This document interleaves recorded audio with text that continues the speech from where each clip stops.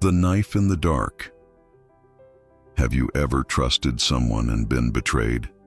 Have you ever wondered why, even when surrounded by people, you feel you're always alone? Have you noticed that in the darkest hours, even the sweetest voices fall silent? Did you hear the blades? Men are quicker to forget the death of their father than the loss of their patrimony. Machiavelli. These words weren't spoken with cynicism. They were whispered with the precision of someone who understood something few can bear. In the game of power, friendship is just a mask, and trust is an invitation to death. We live trapped in a comfortable illusion. The idea that we will be rewarded for being good, loyal, and just. That if we climb the mountain with honesty, we will be applauded at the top by true friends. But the reality is different. It runs cold, like a dagger in the dark. Nobody is your friend. And no, this isn't paranoia. It's clarity.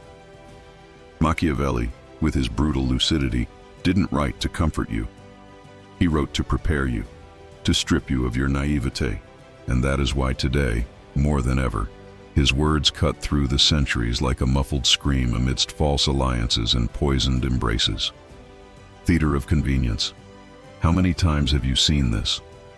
The friendship that turns into opportunism, the partnership that becomes a threat, the trust that converts into emotional blackmail. We live in a theater, and it's no exaggeration to say that the best actors aren't on stage. They are in the offices, at family dinners, in the backstage of politics, on social media, all of them faking smiles while silently calculating how much more they can drain from you before discarding you like a useless body in the gutter of convenience. The text that inspires this video is not just a Machiavellian analysis. It's a mirror that you might prefer to break rather than face, because it reveals something disturbing. You have also been the wolf in sheep's clothing. All of us have. And perhaps that's why, deep down, we know. No one is truly trustworthy. But relax. This isn't an invitation to empty cynicism. It's a call to consciousness, to astuteness, to the coldness necessary to survive in a world where even love can be used as currency. Yes, this is a dark journey. Yes, this video might leave a bitter taste, but the truth, the real truth, is rarely sweet. If you are ready to step out of emotional childhood and understand why Machiavelli said even allies are temporary, stick around. We are going to explore, chapter by chapter, the invisible anatomy of power, where loyalty is a myth, trust is weakness, and the only true friendship left is with yourself. Chapter 1. The invisible contract of affection. We believe in friendship like we believe in magic because we desperately need it to be real. Since childhood, we've been fed narratives where bonds between people overcome everything. Good triumphs, loyalty saves. The true friend is always by your side. But the real world is made of different stuff. Is a dense, opaque, sticky matter like mud, where alliances are fragile, promises are temporary, and every affection carries an invisible contract. Machiavelli already knew this. In The Prince, he doesn't write as a cynic, but as someone who tore off the masks of social interaction and exposed the raw face of human relations. For him, friendship was not a value, it was a tactic, and like every tactic, it had an expiration date. It is necessary to know how to dissimulate, he wrote. And dissimulate, what if not the very idea of affection? In Machiavelli's logic, friendship is useful as long as it serves power. The rest is bourgeois sentimentality. But why do we still believe? Because it pains us to admit we are alone. The illusion of friendship in the power game fulfills an emotional role. It soothes, it intoxicates, it gives meaning. You feel like you have allies, that you're not at war all the time, that there's an us against the world. But Machiavelli would say that this us is a delusion. In the arena of power, there is only me and the others. And the others? Well, the others are smiling while sharpening their knives. Look at what happens in companies, in influential groups, even among content creators, artists, activists. As long as you are useful, you are loved. When you become a risk, a burden, or a threat, you are discarded or devoured. It's not personal, It's the game. But betrayal feels personal when it comes, because we put our soul where there was only a contract. We confuse convenience with affection. We believe that what was said in a moment of vulnerability would remain protected. And we forget that, as Machiavelli said, men worry less about offending someone who is loved than someone who is feared. Do you love your allies? Do they fear you? If they don't fear you, they will betray you at some point. If they don't respect you as a threat, they will see you as a victim. And what starts as complicity ends as a corpse. Friendship, in the context of power, is a stage, and the roles reverse with terrifying ease. Today, you are the hero. Tomorrow, the traitor. The day after, the disposable one. Everything depends on the script and especially on who is directing the scene. Think of the public figures who fell from grace because of one mistake, a scandal, a leaked audio, a single misspoken word. Where were their friends? Where were the loyal defenders? They vanished like smoke because their friendship was rented, not donated. And rented contracts are broken when the property stops being profitable. This may sound bitter, but it's liberating. When you understand that no one owes you eternal loyalty, you stop demanding impossible fidelities. And more than that, you begin to see clearly who is around you, not as friends or enemies, but as players. And in this game, either you learn the rules or you will be manipulated by them. It's not about becoming a sociopath. It's not about distrusting everyone all the time, but about assuming that in the game of power, and power is in everything, even in affections, friendship is above all an instrument. And like every instrument, it needs to be understood, or it will be used against you. Machiavelli didn't want you to become a tyrant. He wanted you to wake up. And waking up in this case means seeing that the tightest embrace can hide the sharpest blade, that public declarations of loyalty can turn into secret resentment in the next instant, that the one who applauds you now can stone you tomorrow, not because you changed, but because you are no longer useful. The question isn't, who is on my side, but who is with me even when I am no longer useful.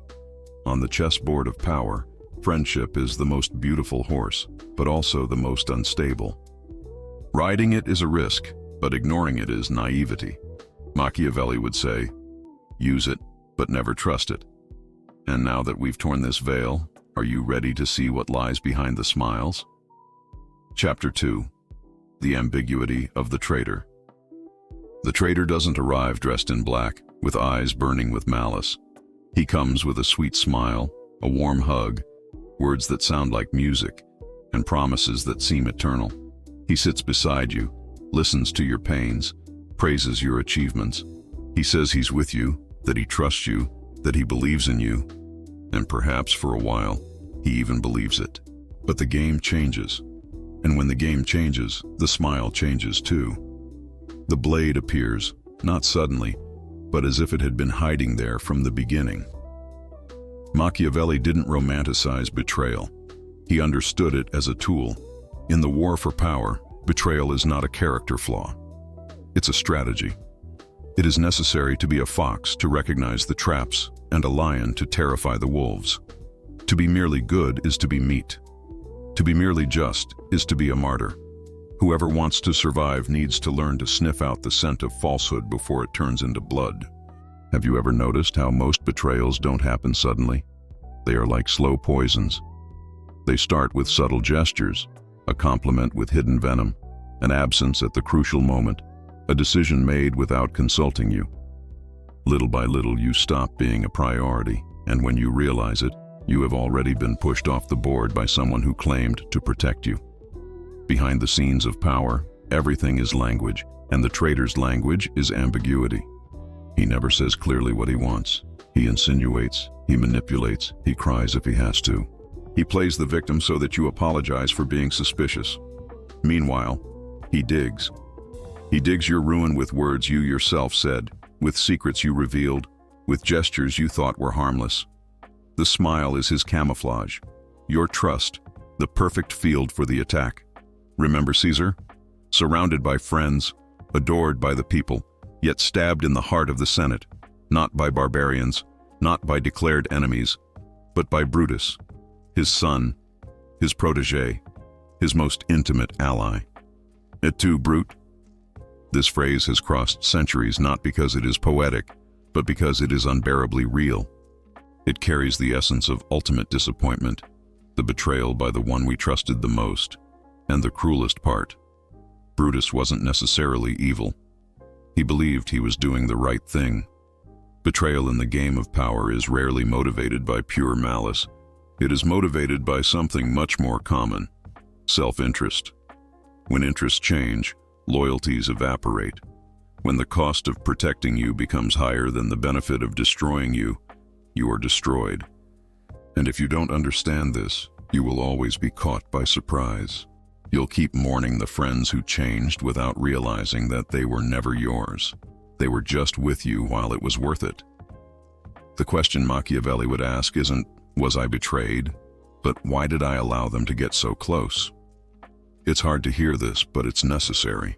Because while you insist on seeing the world through the eyes of a child expecting eternal loyalty, the world is operating with adult, cold, brutal rules, where every bond has a price, and every gesture of affection can be a bargaining chip.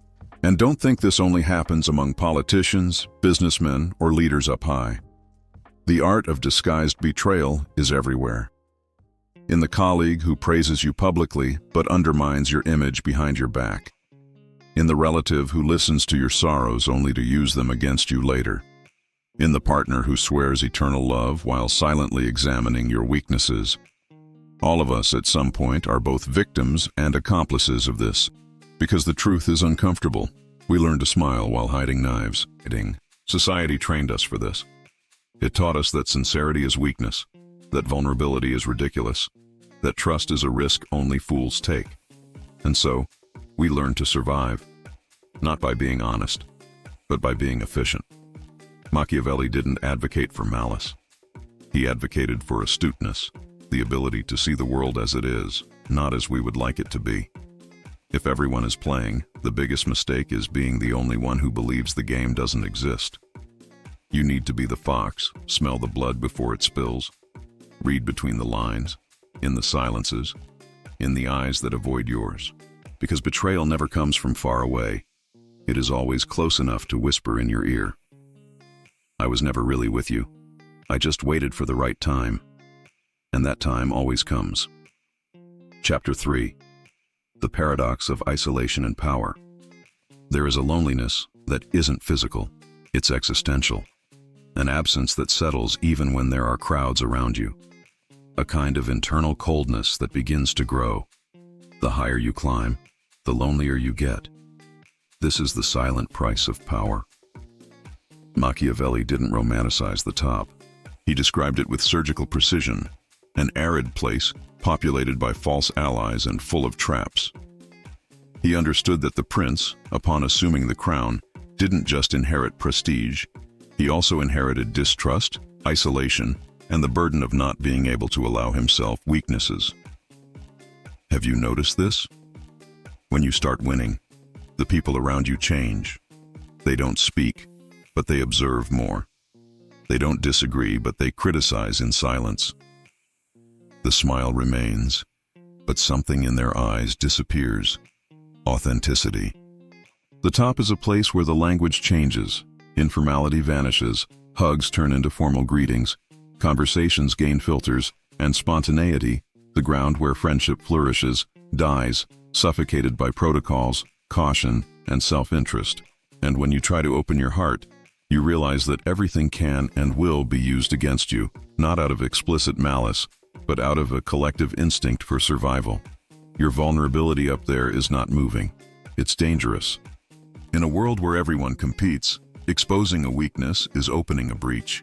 It's giving ammunition to the predator who is waiting for exactly that slip-up. Carl Jung said that loneliness doesn't mean not having people around, but rather not being able to share what truly matters with anyone. And that is exactly what happens to those in positions of power. You may have counselors, fans, flatterers, but who listens to your rawest truth? Who sees your fear, your guilt, your doubt, without turning it into emotional blackmail or political weakness? Few, very few, perhaps no one. That's why leaders go mad. That's why great names in history, kings, thinkers, end their days immersed in distrust, paranoia, or absolute cynicism.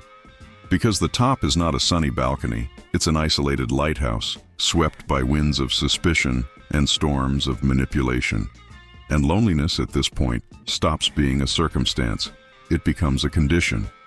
The world looks at you expecting firmness, expecting answers, expecting leadership. But no one wants to know about the weight you carry on your shoulders, the fear of falling, the terror of trusting the wrong person, the shame of admitting that the throne doesn't bring security, it brings exposure. And that's where the paradox of power is born. The more admired you are, the less loved you feel. The more respected, the less understood. The more surrounded by people, the more distant from any true connection. It's the invisible punishment, the scar of someone who had to kill their own innocence to stay on their feet. And the cruelest part, you can't come down, because coming down is being devoured. Returning to total vulnerability is signing your own sentence. You get used to the armor, even if it hurts inside. You learn to love the silence, even if it echoes like a scream. Machiavelli knew, there is no room for sentimentality in the war of power, but there is pain. And this pain, if not transformed into lucidity, becomes venom. Venom that corrodes the soul, turning leaders into tyrants and tyrants into ghosts. It's at this point that many get lost. They try to numb the loneliness with vices, with sex, with empty applause. They seek in crowds what they don't find in themselves and forget that the only real cure for the loneliness of power is to accept that it is part of the deal. It doesn't go away, it doesn't dissolve, but it can become a strength. When you understand that isolation is not punishment but part of the price, something changes. You start listening more clearly, planning with more coldness, distinguishing the true gaze from calculated self-interest. You become the prince of yourself, and that may be the only power truly worth conquering. Chapter 4. The Fox, the Lion, and Self-Reliance. Have you ever tried to sleep peacefully after trusting the wrong person? The mind won't quiet down. It goes over every word, every gesture, trying to understand where the mistake was. But the answer is always the same. You trusted too much. You expected loyalty where there was only self-interest. And that, my friend, is not bad luck. It's naivete. It's insisting on being a lamb in a land of predators. Machiavelli gave us the map to escape this cycle. Not a map to be loved, not a manual to win faithful followers, but a brutal guide to survival. And in this guide, he tells us, the prince must be a fox to recognize the traps and a lion to terrify the wolves. It sounds simple, but this phrase hides a terrifying truth. Either you learn to manipulate, or you will be manipulated. Either you learn to protect yourself, or you will be devoured. Either you develop your own strength, or you will be reduced to a disposable piece on someone else's chessboard. Self-reliance here is not about living isolated in a cave. It's about cultivating a mind that doesn't depend on applause, a heart that isn't fooled by compliments, a stance that doesn't waver under pressure. Because the game of power doesn't end, it only changes phases. If at first you needed allies to climb, now you need coldness not to fall. If before you wanted to be accepted, now you need to be feared, or at least respected.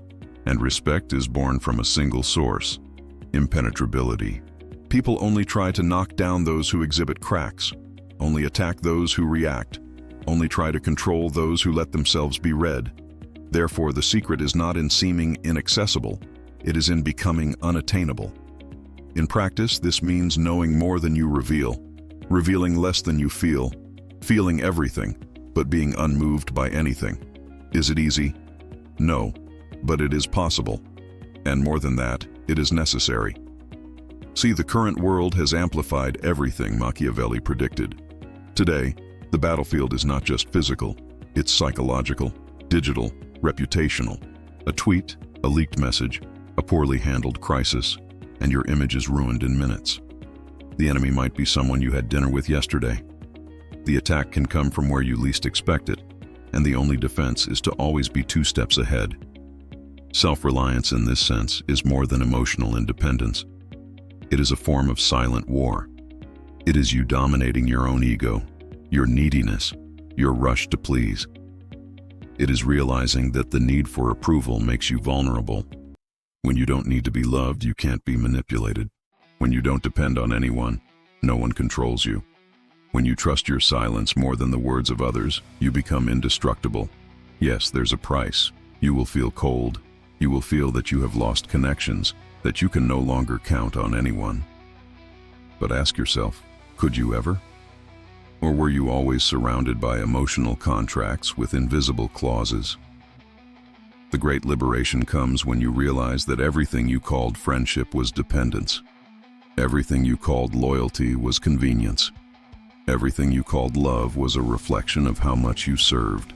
And then, finally, you choose to be the fox to sniff out the ambush, to be the lion to roar when necessary, but above all, to be whole, to be one, to be your own master. Machiavelli wasn't talking about coldness for coldness' sake. He was talking about true power, the kind no one can take away because it's not external, it's internal. And this power, my friend, is indeed worth the loneliness. The final ally. In the end, what remains when all the masks fall? When the smiles vanish, the applause ceases, and silence takes the place of promises, you remain. Just you, with your lucidity, your memory, and, if you are wise, your well-cultivated loneliness as a shield. Nobody is your friend. This phrase can hurt, but it can also liberate. Because by understanding this, you stop expecting others to save you. You stop placing your destiny in the hands of fragile alliances and finally begin to walk with your feet firmly planted in reality, no matter how harsh it may be. Machiavelli didn't want to destroy hope. He wanted to awaken consciousness. And perhaps this is the greatest proof of friendship anyone can offer you. The truth, even if it hurts, even if it stings, even if it leaves you naked before the mirror. And now you know, the game is dirty, trust is fragile, friendship is a luxury or an illusion. But there is one strength no one can steal from you, the strength to be your own ally. I remember exactly when I learned this lesson for the first time. I was about 26. I was involved in a project with people I deeply admired. I believed we were a kind of intellectual family, you know? We dreamed together, created together, laughed together. But it only took a single wrong decision, a strategic disagreement, for everything to collapse. There was no fight. There was silence. Little by little, I was left out. Messages stopped being answered. Meetings continued without me. That's when I understood. There was no explicit betrayal. There was something crueler. The revelation that there was never any real loyalty. At the time, I was outraged. I questioned myself. I felt naive, weak. But today, years later, I am grateful. That moment taught me something no book could teach so clearly. Self-reliance is not coldness, it's maturity. And if I can tell you all this with conviction today, it's because I was also a pawn. But I decided to stop playing other people's games and started playing my own. If you've made it this far, either you're a Machiavelli enthusiast or you're starting to suspect your coworkers. I get it. So do this. Like the video, comment with an "Et tu, brute" if you've ever been stabbed in the back, and subscribe to Lovecraftian Psychology, because here, we don't promise friendship, we deliver lucidity. And now there are 2 videos appearing on your screen. One of them will show you why trusting people might be your biggest mistake. The other, well, let's just say it reveals what happens when even your own mind starts to sabotage you. But be careful. Choosing the wrong video might just be another trap. I'll see you there.